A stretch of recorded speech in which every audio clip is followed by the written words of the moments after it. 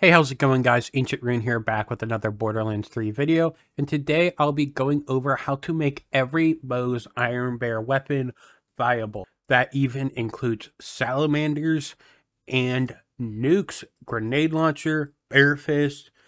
All of them can be used in some way. Some need better gear, but the main thing that changes up are the skill trees, maybe some passives, but mainly just skill tree changes, and I'll be going how I make every single skill tree, putting in a decent amount of work into everyone to try and make it the best I can.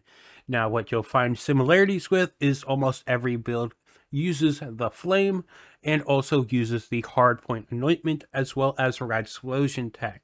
Now, what is Radslosion tech? Well, I'll just kind of link the video to that, as that'll make it easier and make this video shorter.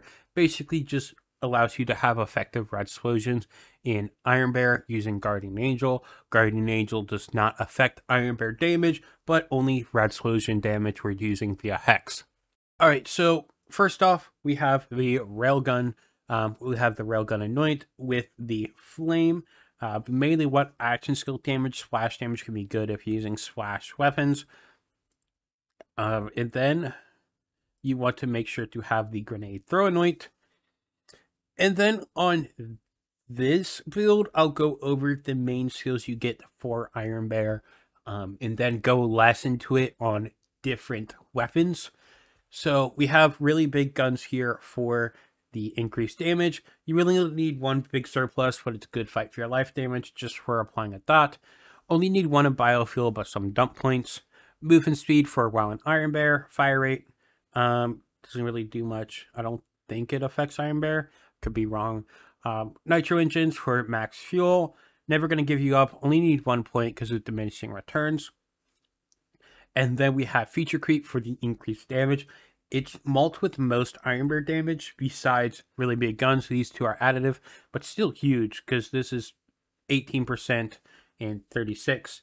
And then we have superior firepower. This is with the rad dots. We don't need limit break since we're going flame, so we get back our cooldown pretty much instantly. And we don't need running on fumes since we already have a point here. And the 2 out of 1 just increases the duration, and we're constantly igniting stuff anyways, so the duration does not matter. And then for green tree, we have Cloud of Lead to save ammo. We got redistribution just for some nice health regen. We got scorching RPMs. This will increase Iron Bear damage. I only go 4 out of 5 just to get the 1 point here of Russian offensive for a while out of Iron Bear. Can be pretty nice, and it's not that impactful to have 5 out of 5 compared to 4 out of 5. Obviously, min-maxing, you want 5 out of 5. And then you have Specialist Bear since we're always using one of each weapon. And then for the red tree, this is where we get the weapons. You're basically just going cap arms and corrosive Seba rounds. The fire ones aren't that good, and they do drain a lot, but I guess if you are going versus like Chemo, even though I wouldn't go against big raid bosses like Chemo and the True Trial bosses on Iron Bear, we have this going with fire here. We got shock, and then we have Seba rounds. Mainly you want to go cap arms for mobbing, and then Sabo rounds for corrosive bossing, and then shock bossing, fire bossing. Security Bear just for help survivability. Drowning of Brass will buff Iron Bear. And then we got experimental munitions to help have a chance to apply a fire dot. Full cannon will pass is just there, and so is flat off ingenuity. Pretty much just trying to get extra points to unlock Saba rounds here. And then blue trees kind of just the dump points. The main thing we want to get is deadlines and stainless steel bear. And then Torcross Promotion is good for Radslosion stuff. Same with Skagden doing Radslosion stuff, and also applying to Saba rounds when it does flash. All right, and then I'll go over the Vanquisher Pods, nukes, and grenade launcher. You kind of all reach them at the same point, so we just kind of can use these 3 weapons in one tree. So you want to either use the Vanquisher Pod Anoint that applies to nukes, or you want the grenade launcher anoint for the grenade launcher. And then we're still going flame here. We basically just go down to unlock Hammerdown Protocol, and then we get The Last of Us. You technically could take points, like if you just want to go Vanquisher Pod, you can do the basic blue tree, getting the stainless steel bear. but there isn't too much you could do. You could try and do some fun stuff with Phalanx Doctrine, but I just like getting everything here. All right, and then the basic purple tree, the same as before. Blue tree, we go down deeper to unlock this stuff. Just extra points in Skagden. We unlock here some Vampire, because why not? Pull the Holy Pin isn't doing anything. Means of Destruction isn't doing anything. We don't need Grizzled because we have Flame. Auto Bear isn't going to do much since we're going to get back our action skill right away anyways. So we just have 2 Vampire to get down. And then to the last, just because. Red tree, we're just getting experimental munitions for a chance to apply a fire dot. And then we just go down to Specialist Bear, same stuff. Then for grenade launchers, I like to use lock and speed loaded. Shape charge is cool for the direct hit, but I like to have the faster reload speed, and the fire burst I find a lot better. Musical chairs, you could do something, but ragdolling enemies can be annoying. This can deal a lot of damage to you, so you want to make sure you have that 1 point in biofuel for sure, and biofuel is always active.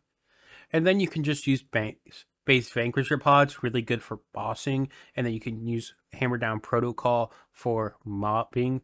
Just the radiation and the rad explosions is insane. All right, and then of course we have the minigun damage, and then to change it up on the class mod, we have the heat exchanger. This is the minigun com. It can roll 4 into feature creep, which is crazy. So you have 5 out of 1 here, having 90% increased damage, only additive with this 20%. So that's nuts, as well as the 80% more minigun damage based on the heat level. And then just the action skill damage is really good. And so this time, since we're not using flame, we go all the way down to running on fumes, since we can't get it from the class mod. And then we also go limit break for that cooldown. Nothing else changes here. We do get 1 point in grizzled here. And then we have fire in the Skagden, deadlines, Tor cross promotion, standstill bear. And then I have some auto bear since we won't be getting our action skill back right away. And then pull the holy pin. Then also, I haven't really gone over it, but since we don't get our action skill right away, having the Iron Bear kill skill or Iron Bear kill cooldown anointment is a lot more important here, as this will help a lot. And then the green tree is basically the same here. You get everything, all the minigun augments by unlocking Specialist Bear anyways. So then we have the basic red tree as well, just getting experimental munitions and drowning in breath. And so every minigun augment has been good. Deals more damage as heat increases, can be fired for longer before overheating. Pretty decent. General Winter is my go-to. Now this Iron Bear skill says that it increases status effect damage for Iron Bear, which it doesn't, and it has the hitting cryo bonus, as many people know. This cryo bonus also doesn't apply to Iron Bear, so it is not boosting General Winter, but this is still great. It gives an element, and a pretty decent element too, because it is good versus armor. So we have that going, and then exploding bullets is also pretty good. It's just lower fire rate, which I don't like as much, and it can hurt you, but 1 point into biofuel and making sure it's active as all time will help you survive. If you don't have biofuel active, this will destroy Iron Bear. But General Winter's my go-to. All right, and then we're at Bearfists. So of course you want the Bearfist damage anointment, and then we also use a different class mod, the Flare. You would otherwise use the Flame. I have some here with that 1 point into running on fumes, but I have a whole video on Bearfist, so you can look at that there as well. I did a video on that specifically because of, like, no one does it because it's Bearfist, but it can be viable, so I like it there. Then, because we're using Flare, you want to make sure you have the Iron Bear kills cooldown. And because I'm using Flare on here, and I'm using Flare because it has pretty good ammo efficiency, so to where you can have Flare up pretty good amount, and then it helps the rad explosions a bunch. Otherwise, you can just go Flame. and that would just mean pretty much just taking out anything cooldown related and running on fumes.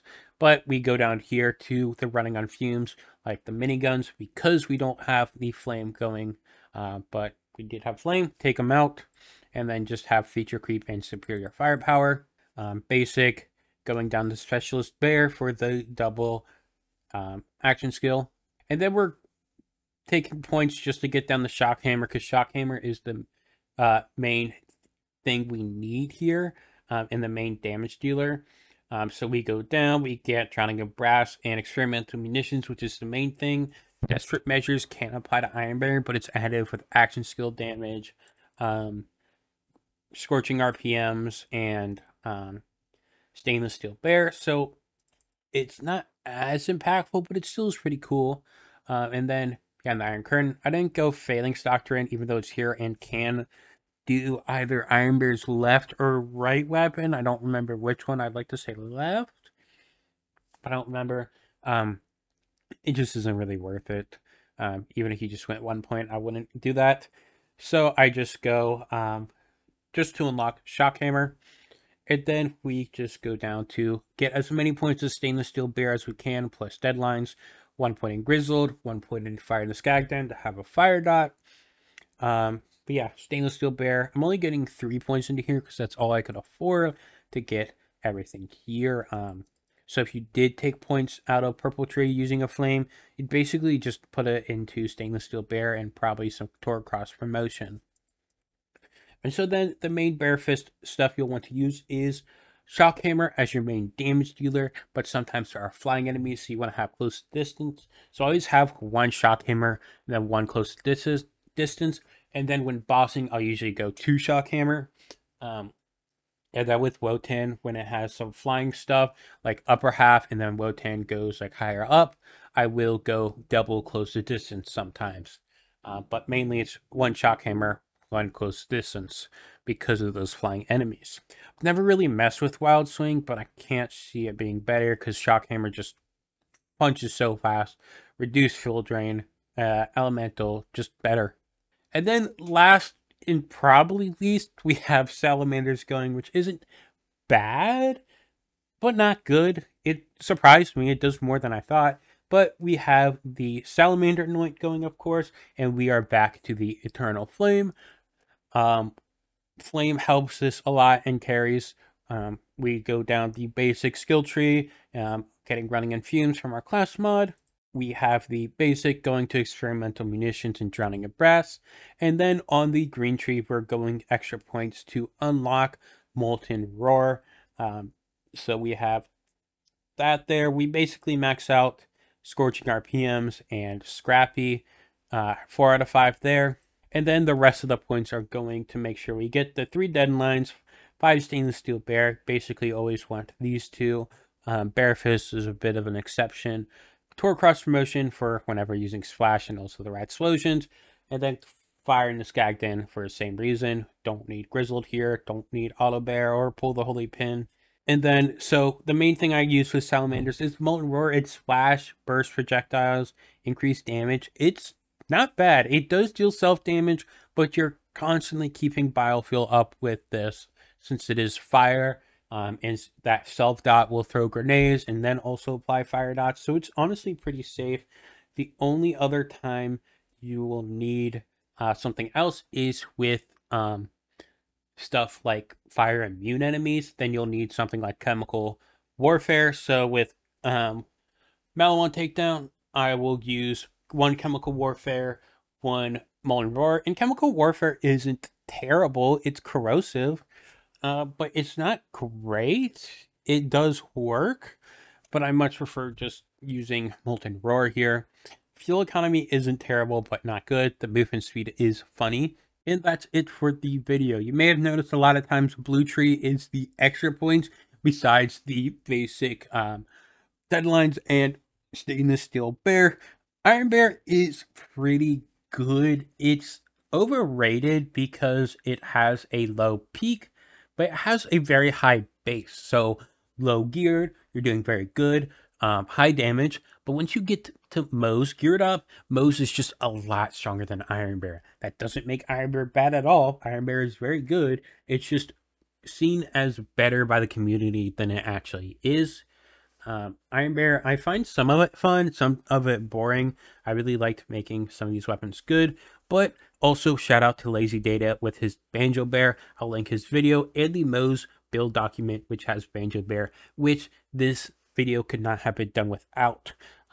There's also Iron Bear formula. I'll try and find and link that as well. There's a lot of stuff in Iron Bear. Try and link as many resources as I can. I hope you guys enjoyed this video. If you have any questions, make sure to comment down below, like and subscribe if you found this helpful, and I will see you guys next time. Peace.